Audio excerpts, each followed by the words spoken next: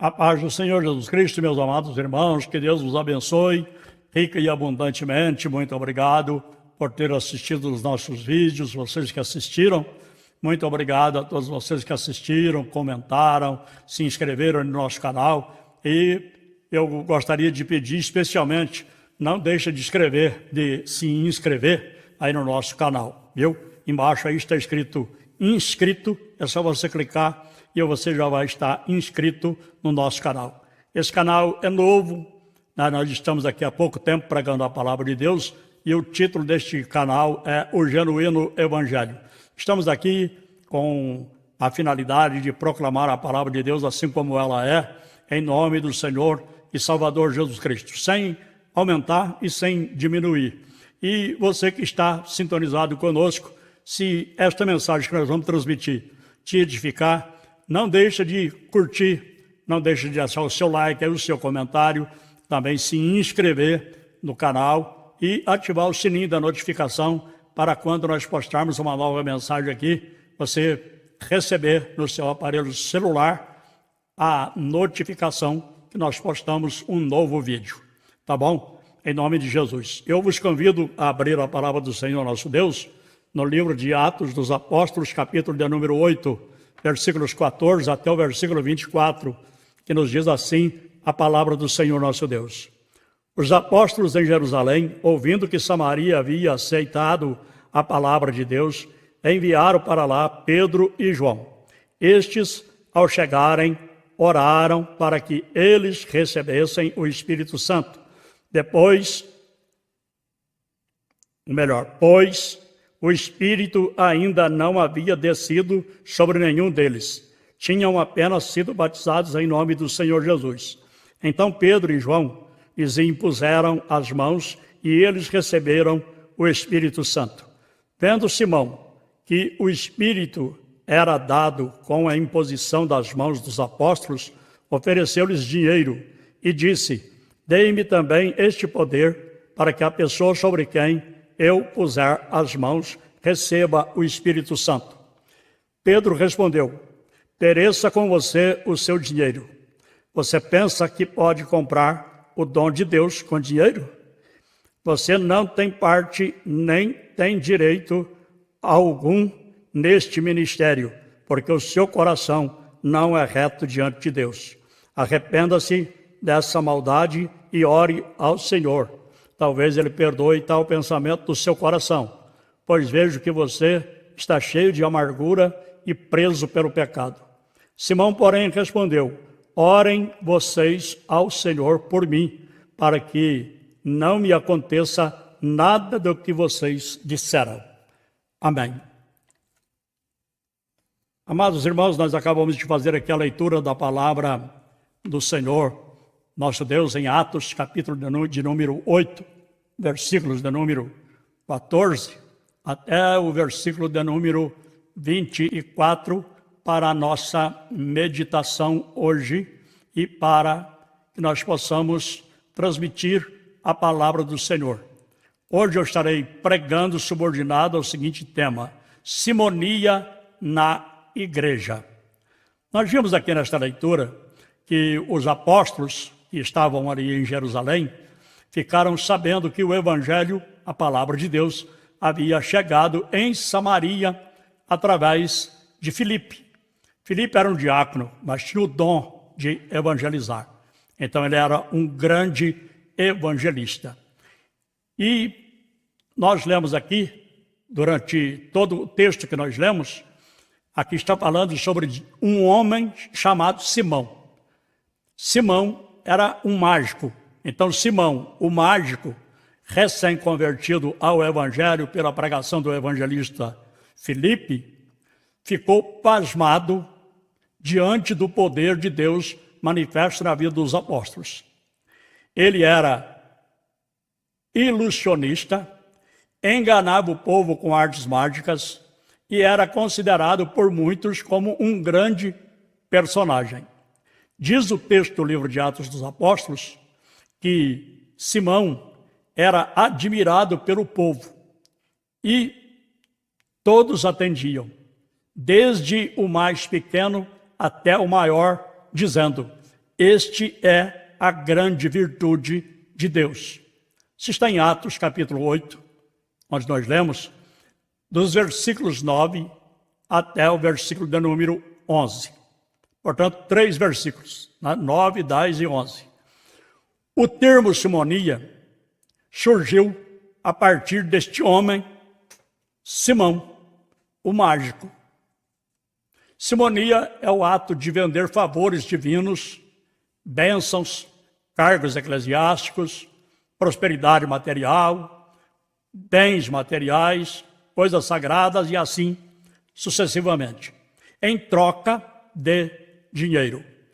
A etimologia da palavra provém de Simão Mago, personagem referido no livro de Atos dos Apóstolos, capítulo 8, principalmente do versículo 18 até o 24, que procurou comprar de Pedro o poder de transmitir pela imposição das mãos o Espírito Santo ou de efetuar milagres.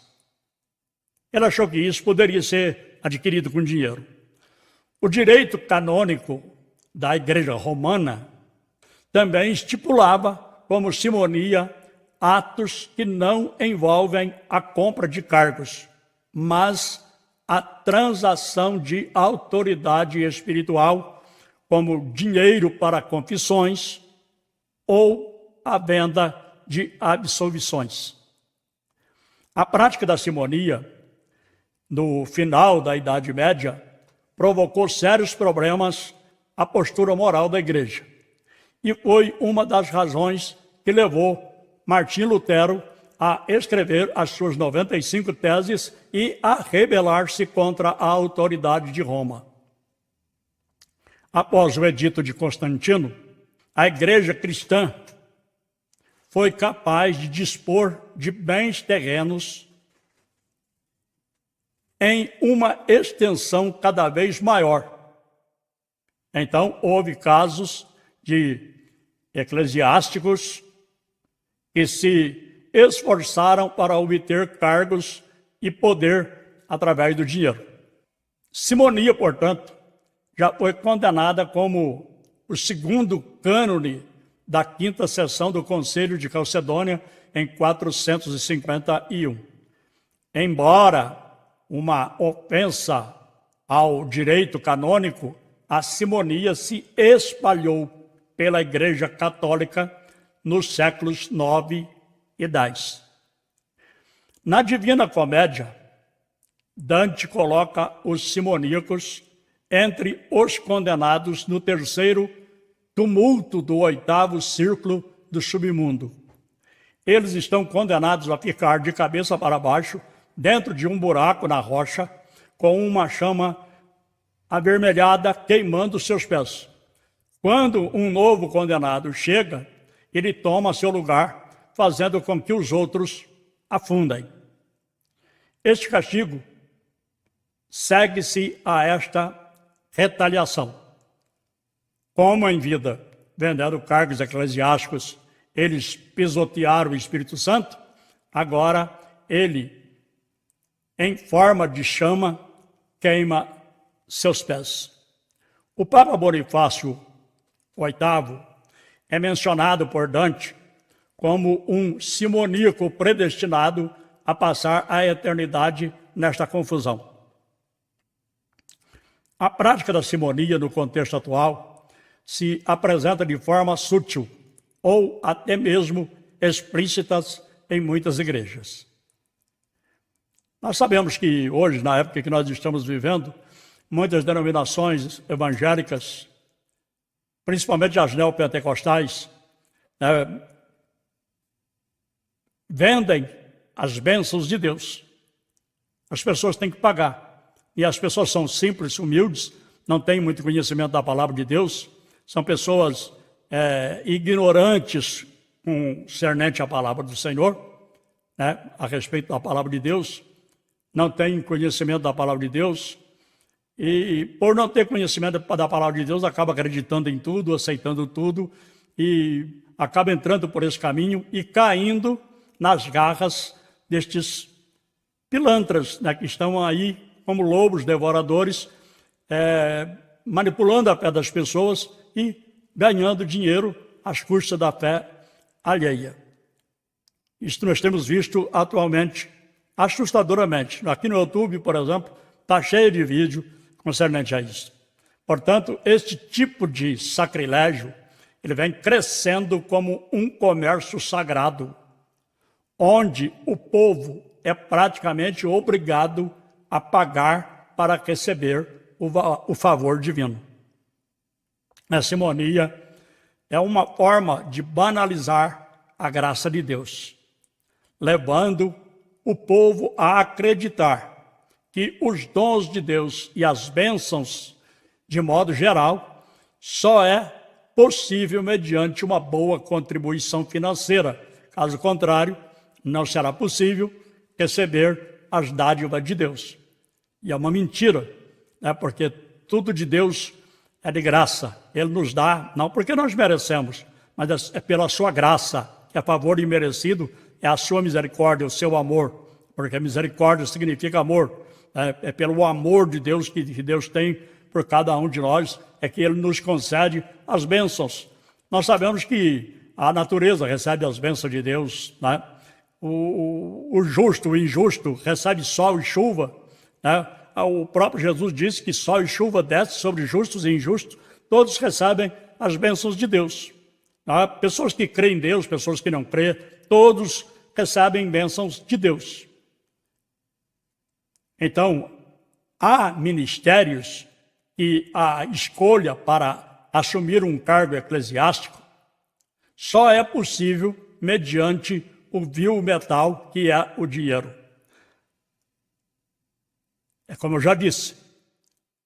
Eu disse aqui, existem ministérios, quando eu estou falando de ministério, é igreja, é uma igreja que pertence a um ministério ou a uma convenção, seja lá o que for.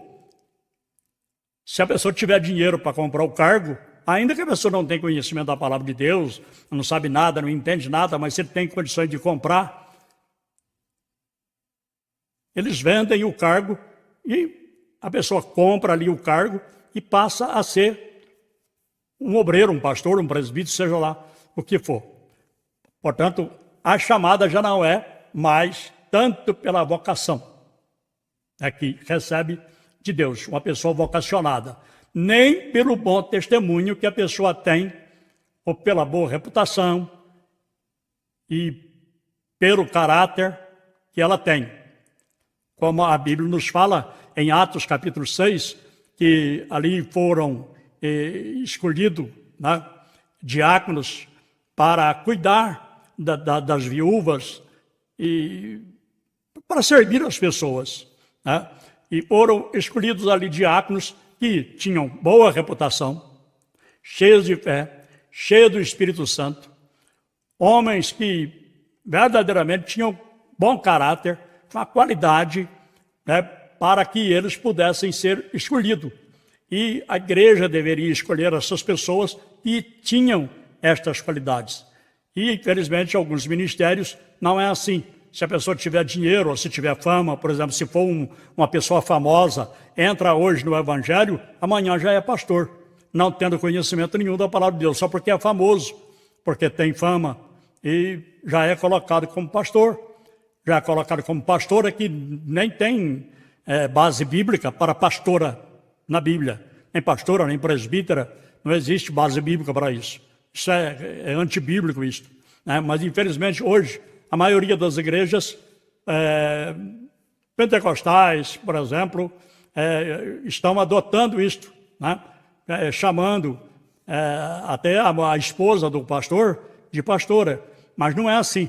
Se for assim, nós podemos comparar, por exemplo, será que a mulher de um médico, ela é médica? Não é. Será que a mulher de um pastor, ela é uma pastora? Não é. Às vezes nem evangélica ela é. Então, como pode ser chamada de pastora? Não pode ser chamada de pastora. Assim como uma mulher de um pedreiro não pode ser chamada de pedreira, de um pintor, de pintora, e assim sucessivamente. Não pode, isso não encaixa, isso não... A vocação é do homem que foi chamado para o pastorado, e não da mulher, que não tem nenhuma vocação e nem base bíblica também para esta função de pastora. Né? Mas, infelizmente, isso hoje, irmãos, o que manda é dinheiro. Se tiver dinheiro, aí é colocado para fazer e assim sucessivamente. Entendeu? Então, infelizmente, a simonia ainda é praticada de forma sutil na política ministerial pelo cargo eclesiásticos e outros. Todavia, a palavra do apóstolo Pedro continua alertando o povo e os líderes religiosos em geral, dizendo as mesmas palavras que ele disse para aquele Simão mágico: o teu dinheiro seja contigo para a perdição, pois cuidaste que o dom de Deus se alcança por dinheiro. Portanto, que cada um de nós possamos viver o genuíno evangelho, que é o título deste canal,